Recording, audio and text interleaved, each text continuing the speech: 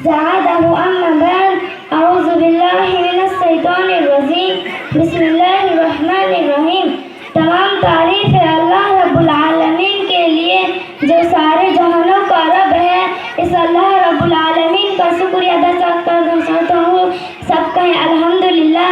اس کے بعد ہمارے آخر نبی حضرت محمد صلی اللہ علیہ وسلم کے اوپر ہزاروں ہزار درود اور سلام نازل ہو. کہیے اللہم صلی علیہ اللہم بارک علیہ. Respected principal sir, teachers and audience, سب کو ہماری طرف سے ہاردک پیار اور ابھینندن. آج ہمارا ٹاپک ہے علم کی فضیلت. اقرأ بسم ربک الذی خلق خلق الانسان من علق. اقرأ وربک الاکرم الذی علم بالقلم علم الانسان ما لم یعلم. ابھی آپ کے سامنے جو آیات کریمہ پڑھی گئی ہے وہ پہلے وہی ہے جو محمد صلی اللہ علیہ وسلم پر اس وقت نازل ہوئی جب آپ صلی اللہ علیہ وسلم کے غار حرا میں عبادت میں مصروف تھے کہ اچانک جبرائیل علیہ السلام آپ کے پاس آئے اور کہنے لگے اے محمد پڑھیے آپ. صلی اللہ علیہ وسلم نے فرمایا میں تو پڑھا ہوا نہیں ہوں. جبرائیل علیہ السلام نے اب صلی اللہ علیہ وسلم کو جوش سے دبوچا اور کہا پڑھیے آپ. صلی اللہ علیہ وسلم نے پھر وہی کہا میں تو پڑھا ہوا نہیں ہوں. اس طرح 3 مرتبہ جبرائیل علیہ السلام نے اب صلی اللہ علیہ وسلم کو زور سے دبوچا اور کہا اقرأ بسم ربک الذی خلق خلق الانسان من علق. اقرأ وربک الاکرم الذی علم بالقلم علم الانسان ما لم یعلم.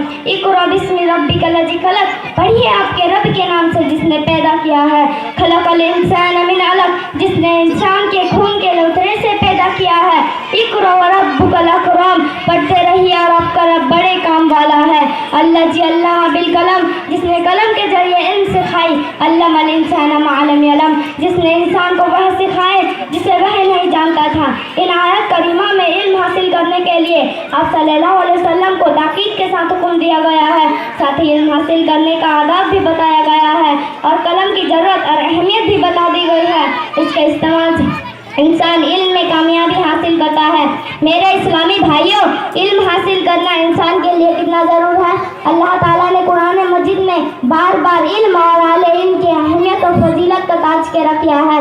جیسا ایک مکان پر اللہ رب العالمین فرماتے ہیں قل هل يستوي الذين يعلمون والذين لا يعلمون. اے نبی صلی اللہ علیہ وسلم کہہ دیجئے کہ علم والے اور بے علم والے کبھی برابر ہو سکتے ہیں؟ ایسا زمین اور آسمان کبھی ایک نہیں ہو سکتے. ایک آنکھ والا اور ایک اندھا آدمی کبھی برابر نہیں ہو سکتا.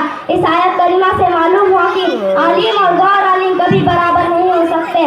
قرآن مجید کے علاوہ حدیث میں بھی علم اور اہل علم کی اہمیت اور فضیلت کا تذکرہ برابر ہوا ہے.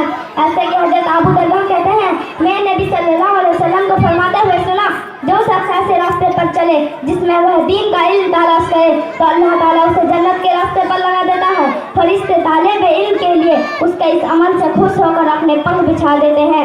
اور عالم کے لیے زمین اور آسمان مخلوق ایسا مچھلیاں پانی میں مغفرت کی دعائیں کرتی ہیں. اور عالم عابد پر ایسی ہے جیسے چاند کے ستاروں پر فضیلت حاصل ہو. اور علماء انبیاء کے وارث ہے اور انبیاء سے برس سے دینار اور درہم نہیں چھوڑتے ہیں. وہ تو دین کا علم میں برس میں چھوڑ کر جاتے ہیں. پر جس نے علم حاصل کر لیا اس نے صرف سفر و فضل کا ایک بڑا حصہ حاصل کر لیا.